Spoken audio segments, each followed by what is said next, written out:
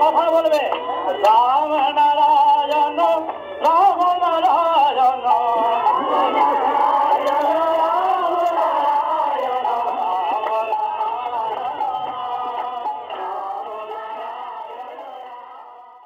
দেশপ্রিয় park 1990।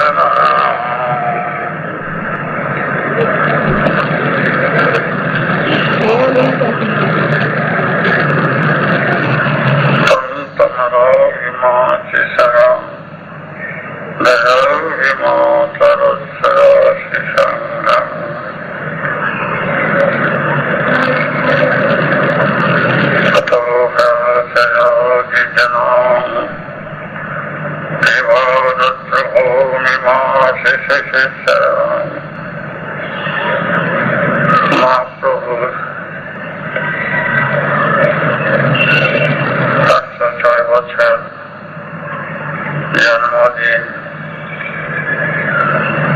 উপলক্ষে যে আয়োজনের ব্যবস্থা করেছে খুবই ভালো লাগলো। আমরা আবার সেই মহাপ্রভুকে সবার কাছে পৌঁছে দিতে পারি, তার মত, তার পথ, তার আদর্শ আজ সবার কাছে তুলে ধরাই আমাদের কর্তব্য। মহাপ্রভু নবদ্বীপের বুকে কত পরিশ্রম করেছেন, মনে প্রাণে অন্তরে তিনি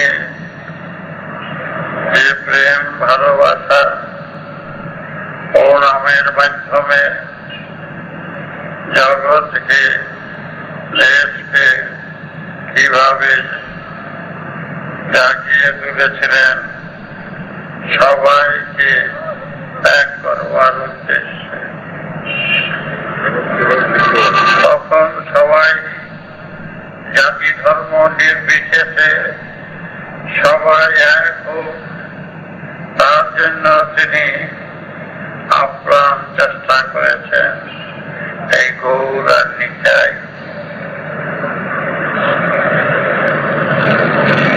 কিন্তু স্বার্থান্বেষীরা তখন এমন ভাবে নির্যাতন করতে শুরু করল, সমস্ত নবদ্বীপের পণ্ডিতরা, বেশিরভাগ পণ্ডিতরা, বুদ্ধিজীবীরা মহাপ্রভুর পিছনে লাগল।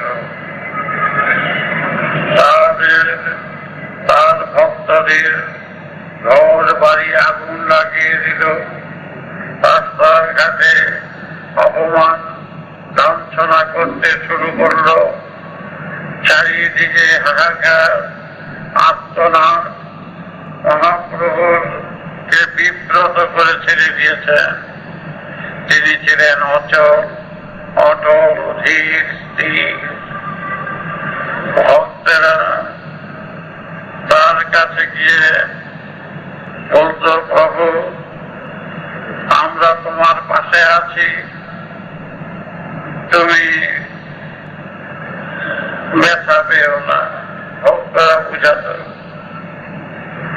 সেই মহাপ্রভু পদব্রজে পরিক্রমার মাধ্যমে তিনি সর্বত্র সর্ব জায়গায় এই 16 নাম 32 অক্ষর দ্বারে দ্বারে বিতরণ করে এক অদ্ভুত আন্দোলন করেছিলেন। এক অদ্ভুত সারা দেশময় জাগরণের সুরে সবাই মহাপ্রভুর চরণে আত্মসমর্পণ করল। এই গৌর নিধায় দুই ভাই যেভাবে তখনকার সময় চরম শত্রুতার পথে শত্রুরা এমন ভাবে আক্রমণ করতে শুরু করলো, কিছুতেই তাকে এগিয়ে যাওয়ার পথে বাধার সৃষ্টি করল। তারপর তিনি চেয়েছিলেন, তিনি বিরাট পণ্ডিত ছিলেন, তাত্ত্বিক ছিলেন, কিন্তু জ্ঞান বুদ্ধি বিচার এর মাধ্যমে সব মীমাংসা করতেন সবাই দ্বন্দ্ব। সেই সময় মহাপ্রভু মাঝে মাঝে তিনি মামাবাড়ি যেতেন। মামা ছিলেন বিষ্ণুদাস ঠাকুর। বিষ্ণুদাস ঠাকুরের টোল ছিল, সেই টোলে তিনি মাঝে মাঝে টোলের ছাত্রদের পড়াতেন, মামাকে একটু সাহায্য করতেন পরিশ্রমের হাত থেকে।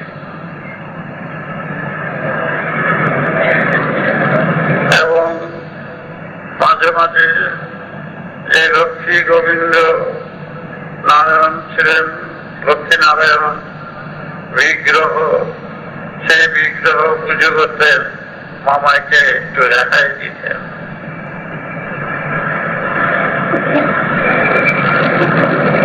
সেই সময় চারিদিকের মুসলমান তারা মহাপ্রভুর কাছে আসতেন। মহাপ্রভুর মসজিদে নিয়ে গেলেন। তিনি কোরআন শরীফ এমন ভাবে পাঠ করেছিলেন, সমস্ত মৌলবী এবং মুসলমান সম্প্রদায়ের অনেকেই তার অনুগত হয়ে গেলেন। তার কোরআন শরীফের যে ব্যাখ্যা তিনি করলেন, হিন্দু মুসলমান সবাইকে তিনি কুলে টেনে নিয়ে এসেছিলেন। যখন হরিদাসকে তিনি কাঁধে করে নিয়ে গিয়েছিলেন, তার চরণে তার মৃত্যু হয়। আজকে যারা তার বিরুদ্ধাচরণ করেছিলেন তারা কোথায়? মহাপ্রভু দুই হাত তুলে নবদ্বীপের বুকে আজও আছেন। সুতরাং তিনি যেভাবে সমাজকে অসুরের হাত থেকে, দারিদ্রতার হাত থেকে রক্ষা করার জন্য যে ব্যবস্থা করেছিলেন, শত্রুরা, স্বার্থান্বেষীরা সহ্য করতে পারল না। তার পাণ্ডিত্য, তার ভক্তি, তার মনোবল বলে সবাই হিংসা করত।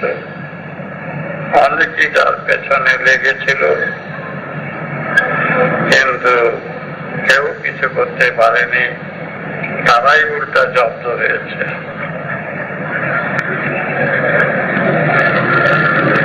মহাপ্রভু তিনি ব্যাকরণে খুব দক্ষ ছিলেন। কোন পণ্ডিত ভারতবর্ষে তার সাথে তর্কে পারেনি। আজ এখানে যারা এই মহাপ্রভুর জন্ম উৎসব পালনে মনোযোগ করেছে, মনোযোগ দিয়েছেন, তাদের আমি ধন্যবাদ জানাচ্ছি। মহাপ্রভুর মত পথ আদর্শ সবার কাছে পৌঁছিয়ে দেও, তুলে ধরুক, সবাই একত্রিত হোক। সমাজের বুকে আজ অসুর বৃত্তির প্রভাব বেশি।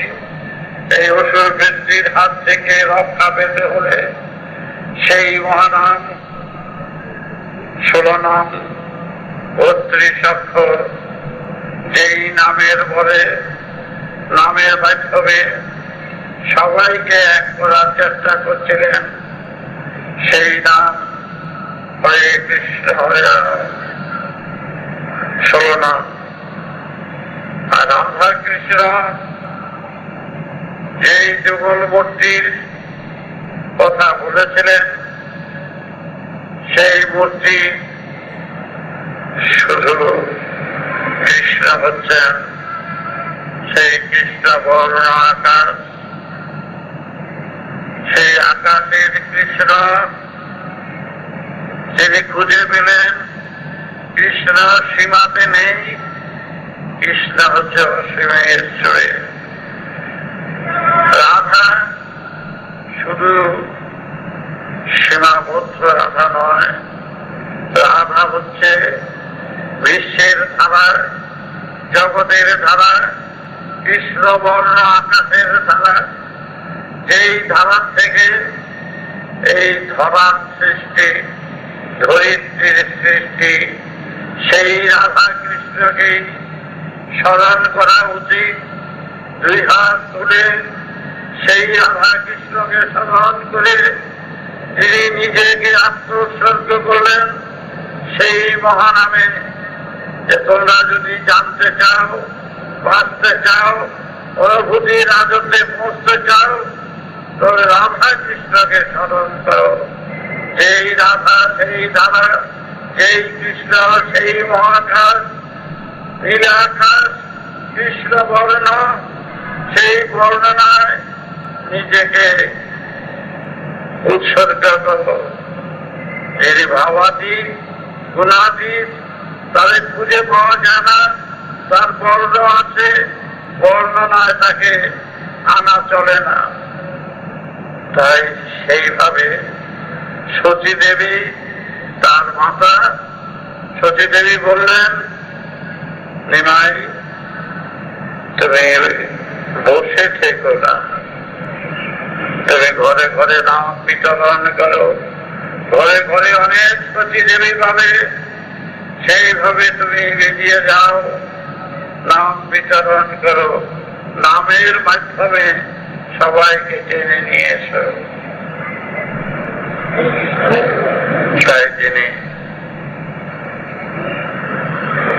মাকে প্রণাম করে বিষ্ণুপ্রিয়ার কাছে বিদায় নিয়ে মায়ার বাসন গান গেয়ে, মায়ার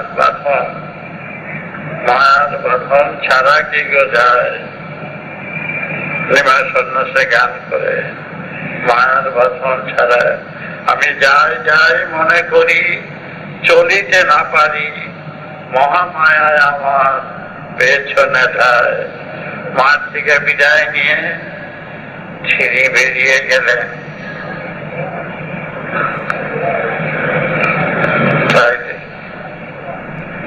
আজ আবার ফিরে এসুক সেই দিন, সেই যুগ, খুব বড় পণ্ডিত ছিলেন। মামাবাড়ির কথা অনেকেই জানে না, পদ্মার পার ছিল তো বাড়ি, অনেক দূরে। তখন যানবাহনের সুযোগ ছিল না। তখন সেই কাউলিপাড়া গ্রামে, এর আগে যে বলল, কাউলিপাড়া গ্রামে বিক্রমপুর ছেলে তার মাতুলা রায় মামাবাড়ি। সেই বিশ্বদাস ঠাকুরের তিনি ছিলেন মামা, সতী দেবী ভাই। এই বিশ্বদাস ঠাকুরের ছেলের ছেলের ছেলের ছেলের কন্যা হলো আমার মা। ধর্মনাথ তৎপতীর্থ অম্বিকানাথ বিদ্যাভূষণের পুত্র। অম্বিকানাথ বিদ্যাভূষণ আমার মার বাবা। এই অম্বিকানাথের বাবা ছিলেন হরনাথ শিরোমণি, বিরাট পণ্ডিত। হরনাথ শিরোমণির বাবা ছিলেন রামকিঙ্কর। এইভাবেই হলো গিয়া শেষ বেলা হলো বিশ্বনাথ চক্রবর্তীর ছেলের ছেলে ওরা। এই বিশ্বনাথ চক্রবর্তীর বাবা ছিলেন নীলাম্বর চক্রবর্তী, তার বাবা উপেন্দ্র চক্রবর্তী, তার বাবা শম্ভু চক্রবর্তী। সুতরাং এইভাবে যোগাযোগ সূত্রে মাতুল বংশের পরিচয়, বাপ থাকলে বাপের পরিচয়, ওর মার দিক দিয়ে মায়ের পরিচয়, দুটোই প্রয়োজন। এই ইতিহাসে এখানে ফটো বলে নিয়ে আসছে, আমার মার বাবার ফটো এখানে নিয়ে আসছে। তোরা দেখেছ ফটো?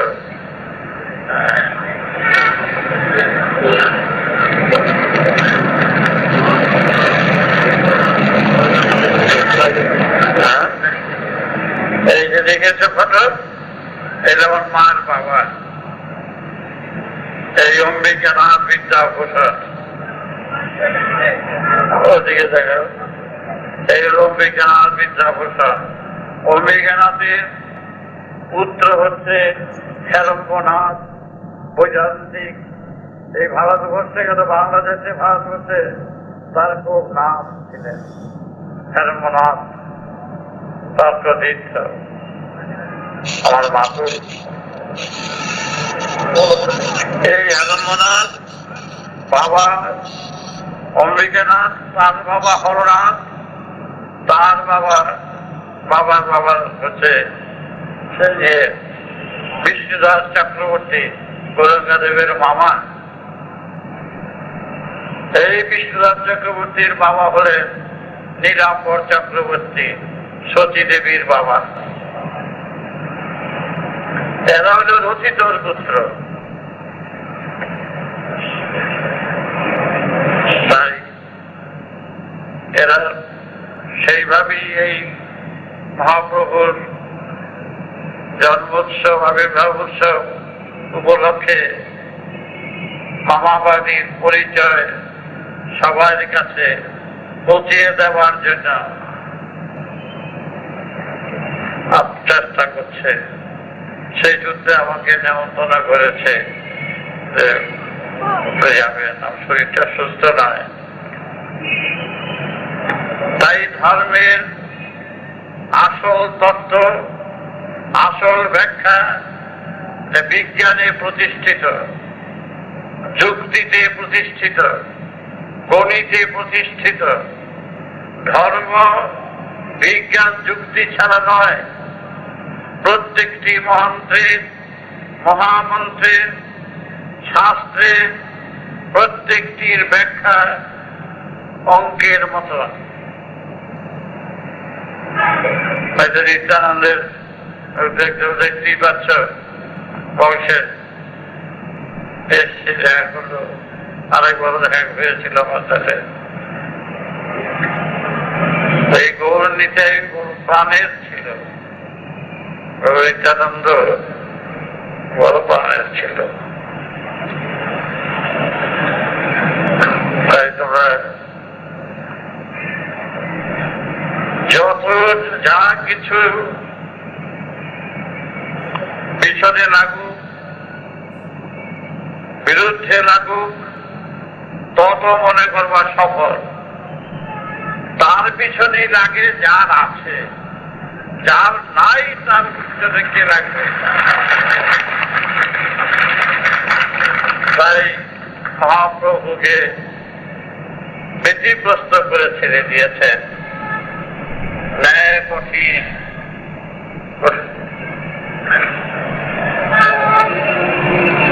তার রক্ত তো একটু আছে যখন,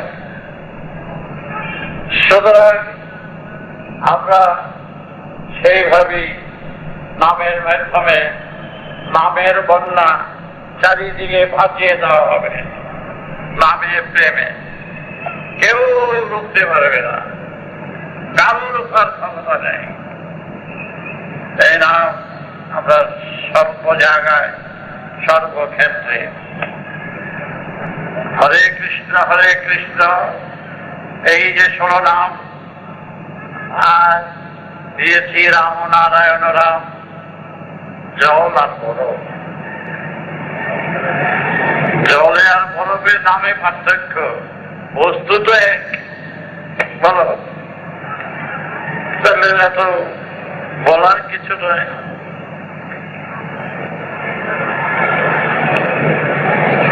তাই ধম বিভাসি ভারতাভাসি চেতে সবাম বেদ মন্ত্র ভৌরভূষাও যৌতমরভাতি শ্রীরাম।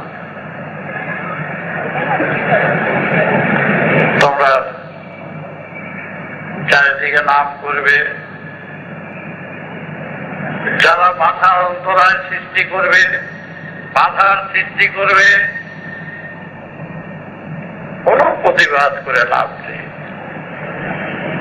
মার খেয়ে নাম যাচ্ছে গৌর নিত্যানন্দ, পথে ঘাটে নাম যাচ্ছে গৌর নিত্যানন্দ, ধনী কাঙ্গাল বাঁচে না রে গৌর নিত্যানন্দ।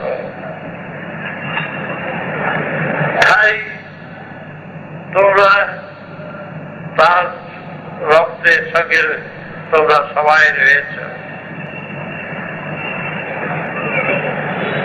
গৌরের রক্ত যদি বহন করে থাকে, তার রক্ত যখন আছে, তোমরা তো আমার কাছে যারা সন্তান হয়েছ বা হবে, তার তো রক্তের সঙ্গে মিশিয়ে গেছ।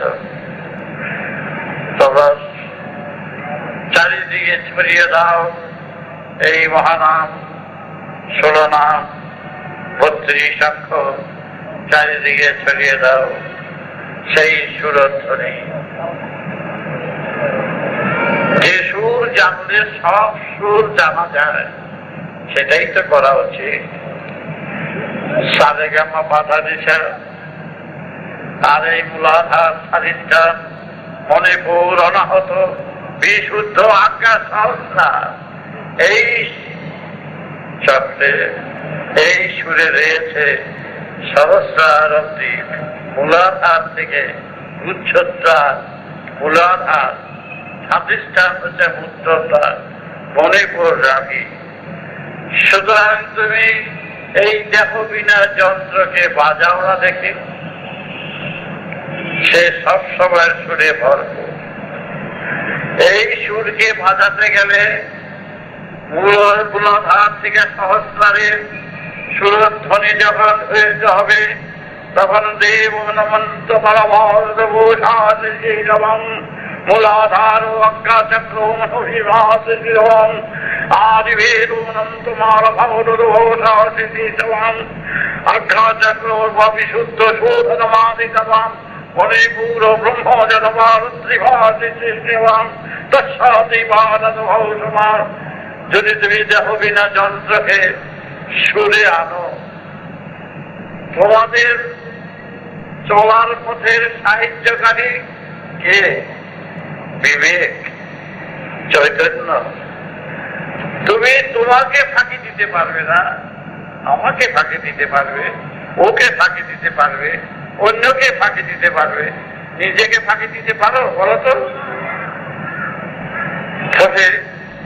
প্রকৃতির এই মহাদান, প্রকৃতির থেকে যে মহা সৃষ্টির যেই দান তোমার মধ্যে বিদ্যমান, খুঁজে দেখো প্রকৃতি কত সাহায্য করছে তোমাদের, যে তোমার অন্যায় তুমি বুঝতে পারছ, কাউকে বুঝিয়ে দেওয়ার প্রয়োজনীয়তা নাই।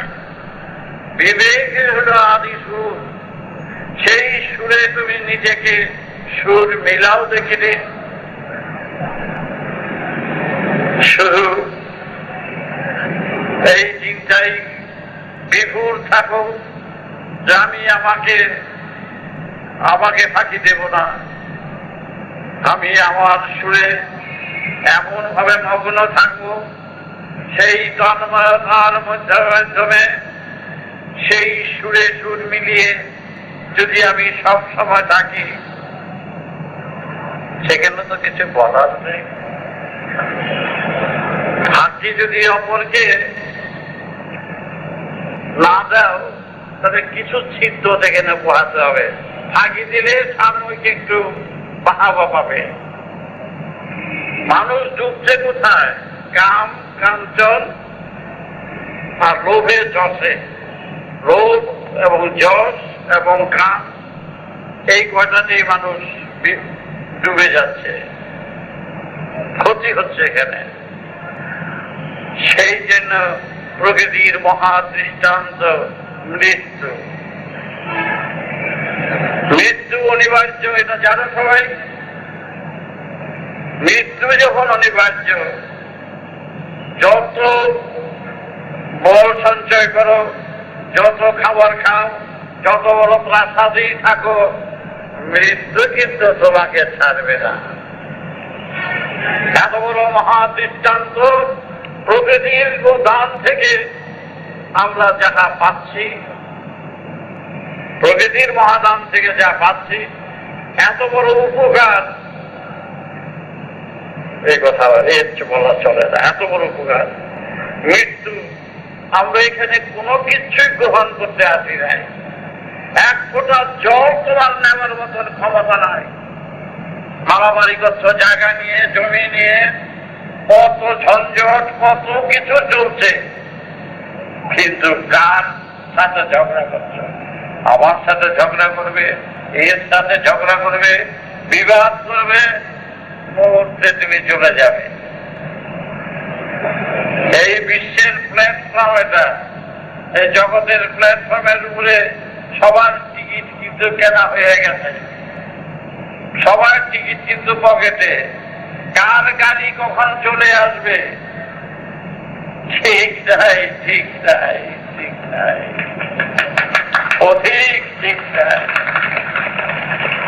এটা কিন্তু চোখে দেখেও বুঝেও যদি মুছে ফেলে দাও, সিলেট পেন্সিলের লেখার মতন মুছে ফেলে দাও, এর চেয়ে দুঃখের আর কিচ্ছু নেই।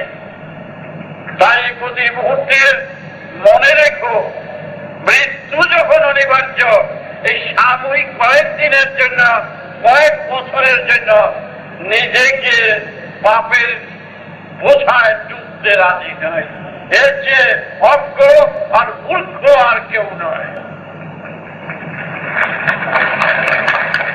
এটাকে মনে রেখো প্রতি মুহূর্তে এই কয়টি কথা। শুধু চা খেয়ে কথা বললে চলবে না, চা খেলাম আজ একদিন বাঁচবো ফুর্তি করে নে, এই কথায় মিশবে না।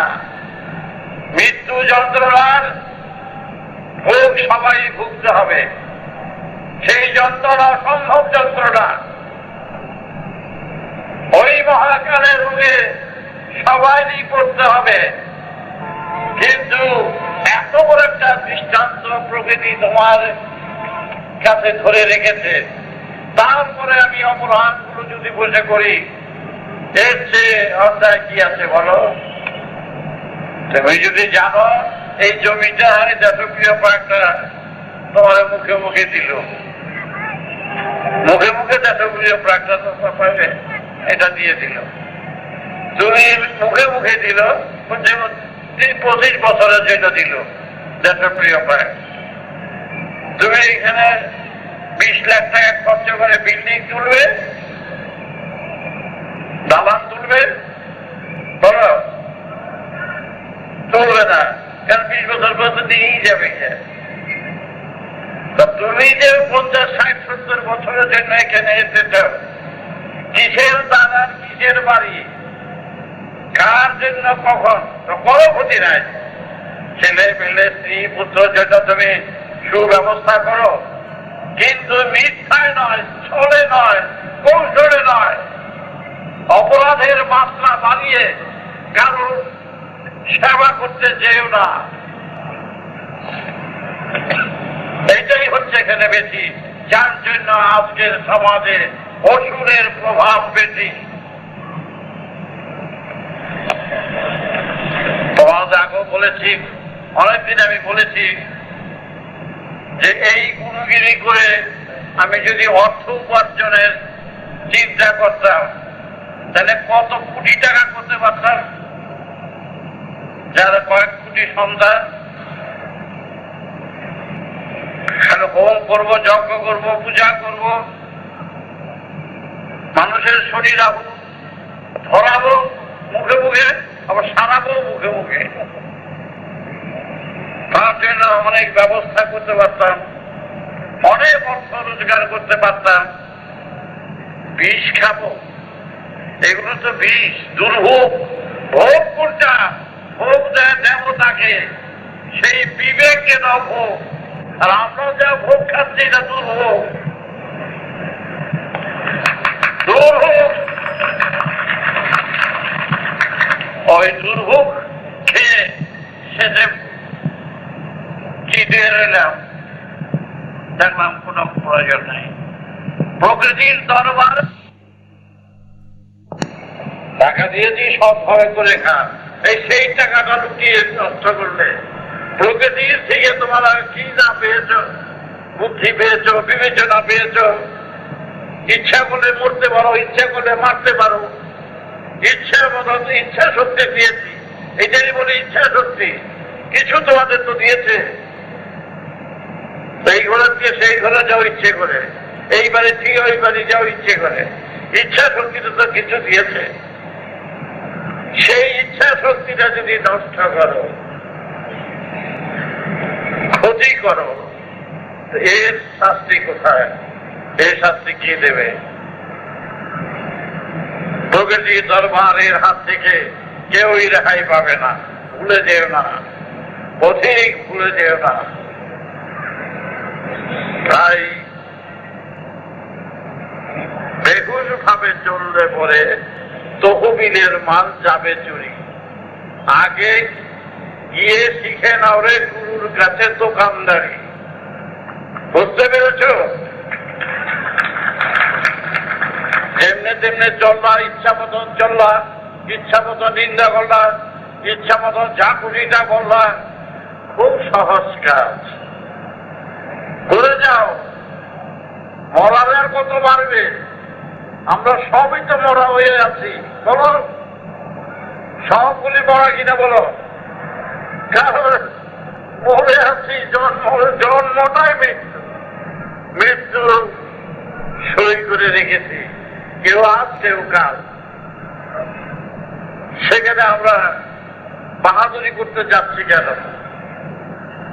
সৎভাবে যদি তুমি প্রকৃতির নিয়ম সৎভাবে জীবন যাপন করো, মিথ্যে কথা বলবে না, ছলচাতুরি করবে না, কারো ঠকাবে না, এই কথা করতে তো আপত্তি নাই।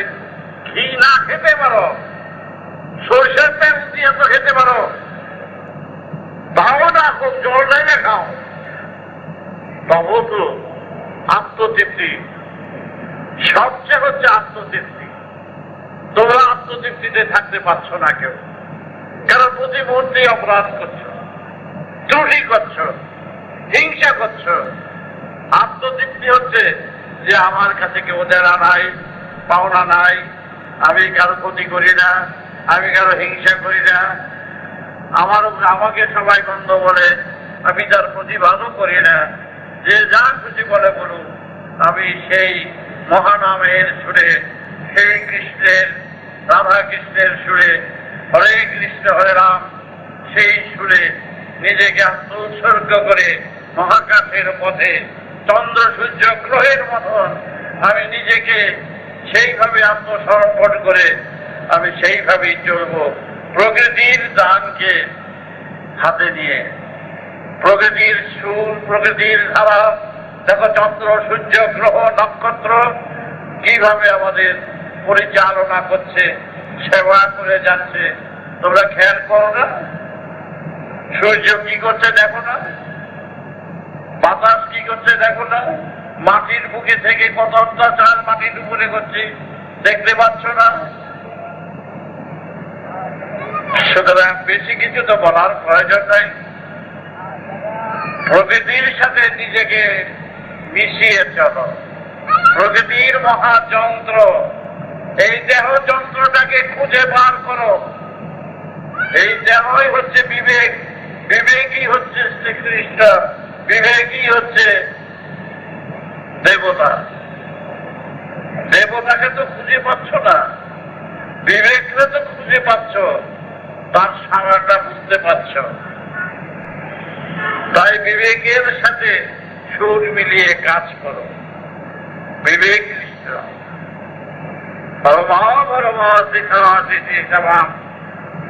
সুতরাং বাঁচতে গেলে কে দেখে বলতে পারবে না। তোমরা যে চোখ দিয়ে দেখতে পাচ্ছ, যারা খুঁজে পাবে কে দেখছে? জিজ্ঞাসা করে সমস্ত দেহের যন্ত্রপাতিকে জিজ্ঞাসা করো তো কে দেখছে, কে স্বাদ পাচ্ছে বলতে পারো? তুমি তো মনে করো আমি তো স্বাদ পাচ্ছি, আমিটা কোথায় খুঁজে পাবে? এই দেহের মধ্যে যা চলছে কে শুনতে পাচ্ছে? সমস্ত দেহকে টুকরো টুকরো করলেও খুঁজে পাবে না। কিভাবে শুনতে পাচ্ছ? কিভাবে চোখে দেখছ? কিভাবে ঘ্রাণ পাচ্ছ? কিভাবে স্বাদ পাচ্ছ? এটা খুঁজে বার করতে পারবে? নিজেকে একবার জিজ্ঞাসা করো নিজের ভিতরে যে কে খাচ্ছে, কে বুঝতে পারছে, কে দেখছে? খুঁজে পাবে না। এই নিখুঁজ হয়ে আছে, তবু আবার সাদা দিচ্ছে, এই দেখতে পাচ্ছি, আমি বলে কথাটা বলছ, আমি দেখতে পাচ্ছি, আমি শুনতে পাচ্ছি, আমি স্বাদ পাচ্ছি। পাচ্ছ তো তুমি ঠিকই, আমিটা কোথায় খুঁজে পাবে? তোমার নাম যদি দিনেশ থাকে, দিনেশের 1000 টুকরো করে যদি এক জায়গায় রাখো, দিনের কাছের মধ্যে খুঁজে পাবে? এটা পা, এটা হাত, এটা নাক, এটা চোখ, এটা মাথা, 100টা নাম হয়ে গেল। তোমার দেহটা 100টা নাম হইল, হবে না বলো? ডাকলে টুকরো টুকরো করে যদি রেখে দেওয়া যায় 100টা নাম হবে না সমস্ত দেহেতে? তাহলে 100 নাম। তুমি যে পরেশটা খুঁজে পাবে, পরেশ কোথায়? 100টা অংশ যোগ দিয়া নাম হল পরেশ। বিশ্ব হলো একটা শব্দ, বিশ্বের খোঁজ করে পাবে বিশ্বের সব নাম। গভর্নমেন্ট তো শব্দ একটা, কেটা গভর্নমেন্ট খুঁজে পাবে? সবাই অভিযোগ বাইরে, চৌকিদার থেকে প্রেসিডেন্ট অব্দি সবটা নিয়ে হলো গভর্নমেন্ট। তা তোমরা কোথায়? তোমাদের নাম বহু নাম নিয়ে একটা নাম হয়, সেই জন্যই বহু নাম, বিশ্বের বহু নাম, অদর স্বগঠিত নাম, সব নাম নিয়েই হলো একটা নাম। সেটা পছন্দ মতো যে যার খুশি সেই নাম নিয়ে জপ করে তপ করে সুরে আনে। 26টা অক্ষরের মধ্যে 36টা অক্ষরের মধ্যে সা রে গা মা পা ধা দি সা, বাস 8টা শব্দ নিয়ে নিল। তো সা রে গা মা রে গা মা গা মা পা দিয়ে একটা সুসাধনা করছ। কিন্তু তার মধ্যে যেই সারাগ্রাম আছে, সারাগামা আছে, সেটা হইল মূলাধার থেকে সহস্রে সুর মিলিয়ে যাও দেখিনি, খুঁজে কি পাবে? তাহলে আজ মহাপ্রভুর জন্মদিনে যেই হরে কৃষ্ণ হরে রাম রাম 32 অক্ষর যেই সুরের সাথে বিশ্বের সুর মিলিয়েছিলেন, তিনি কি চেয়েছিলেন যে বিবেকের সুরে সুর দাও। তাহলে তোমরা তোমাদের আজ সেটাই তুলে ধরছি, তোমরা বিবেকের সুরে সুর দাও।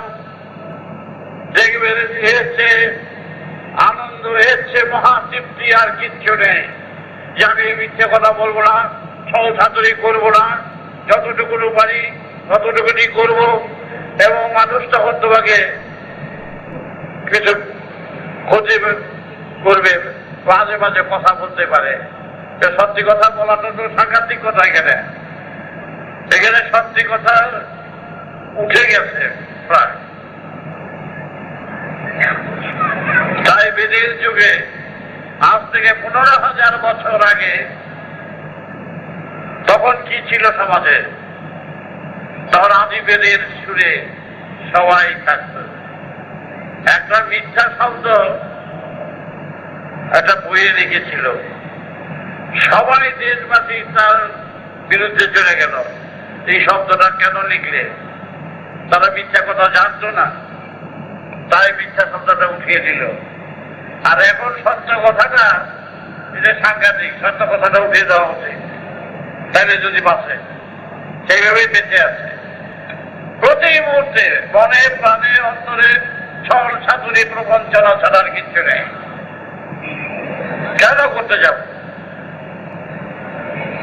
আমি তো বললাম ছল ছাতুরি করলে কোটি কোটি টাকা উদ্ধার করতে পারতাম,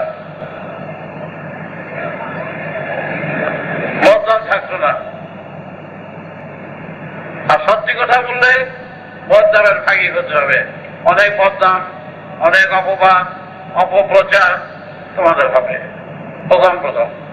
কিন্তু তোমরা আত্মতৃপ্তি পাবে যে কোটি কোটি টাকার মালিক যারা, প্রাসাদ বানিয়ে রাখা যারা, তারা মনে করে আমরা কত খুশি।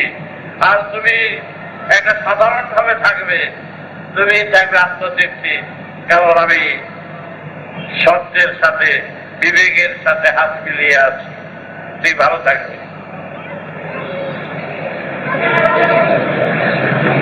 অসুর কোথায়? অসুর হলো ভিতরে। সুর দিয়ে অসুর দমন করো, ভিতরের সুর দিয়ে অসুর দমন করো, অসুর বৃত্তিকে দমন করো। আপনি সুরে আসতে পারবে। বেসুর যখন বাজে তখন বোঝা যায় এটা বেসুর। বেসুরকে সুরে আনতে গেলে পরিশ্রম করতে হয়। সেখানে এই সমাজের অসুর দমন করতেন দেবতারা। কোন অসুর? তারা কি ঢাল করালে মারপিট করতে গেছে? ভিতরের অসুরকে দমন করার জন্য প্রাণ চেষ্টা করে গেছেন। ভিতরের অসুর যদি দমন হয়ে যায় তাহলে সমাজ এমনি পরিষ্কার হয়ে যাবে, এক হয়ে যাবে, এক সুরে থাকবে। তাই এইসবের মধ্যে যাবে না, যথাসাধ্য চেষ্টা করবে, নামের মাধ্যমে ডুবে থাকবে। আর সমাজকে এক করার জন্য যা করা দরকার তা করবে। আমরা বিপ্লবের কথা বলি, বিপ্লব হচ্ছে ভিতরে, বাইরে মারপিট নয়। মারপিট করে বিপ্লব হয় না। ভিতরের বিপ্লবকে মারপিট করে সরাও। ভিতরে অসুরকে দমন করো। দমন করার জন্য অস্ত্র ধারণ, অস্ত্র হাতে দাও। সেই অস্ত্র ঢাল তলোয়ার নয়, জ্ঞানের অস্ত্র, ভক্তির অস্ত্র, তা দিয়ে সব দমন করে দাও। বুদ্ধ ঠাকুর রাজনীতি করেন, কেউ বলেছে। কারণ বিপ্লবের কথা বলি তো, উল্টা অর্থ করতে খুব উস্তাদ, বুঝুক বা না বুঝুক। কথা বললাম পতিত তারিত হবে তারিনি, আর গান গেইতেছে শেষের লোকেরা 25 তারিখে হবে 12নি। তাহলে কি দিয়ে কথা বলবো? কার কাছে কথা বলবো? অর্থ বলে একটা, বলে আরেকটা। খুব সহজ। অপবাদ দেওয়া দুনিয়ার সস্তা কাজ হচ্ছে অপপ্রচার আর অপবাদ, বদনাম। এটা হলো সহজ কাজ।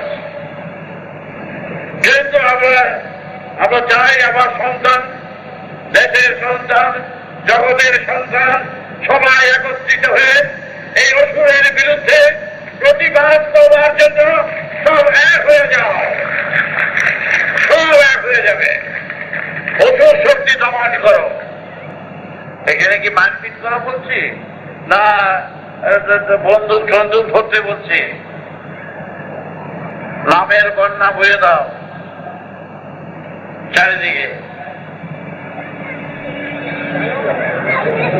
আর কি বলবো বলো, এরা তো যা বলেছে শুনেছ, সেটাই একাত্র থাকো, সেটাই সেইভাবে সবাই আমাদের সব যারা নাম, গান, ভক্তি, প্রেম, ভালোবাসা যারা আত্মোৎসর্গ করার জন্য এগিয়ে আসছে, তারাই হলো আমার প্রাণ। সেই প্রাণের সাথে মিশে থেকো।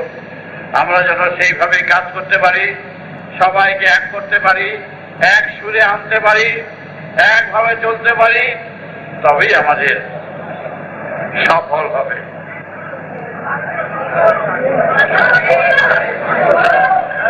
হ্যাঁ, কি বলবো?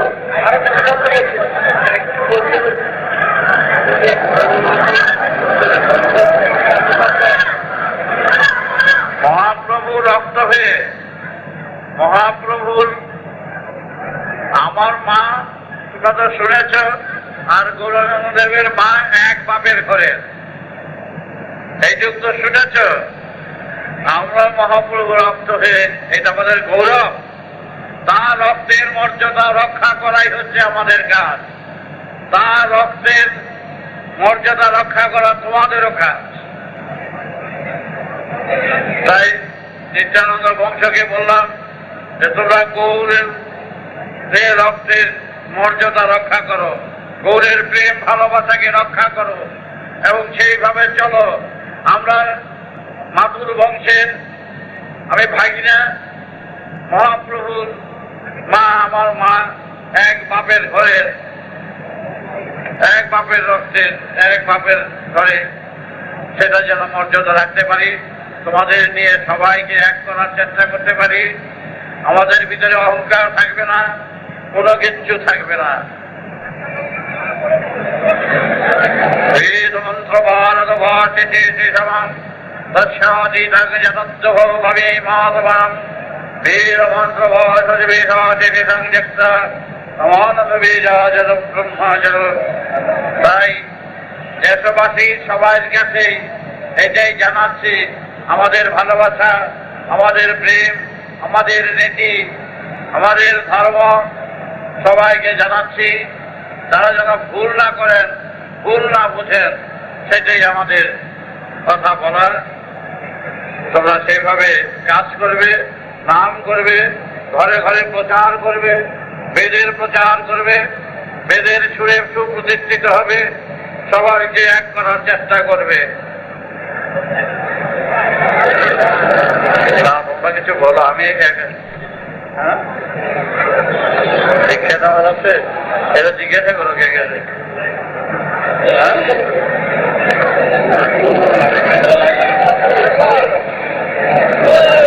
আচ্ছা, না বলো কিছু,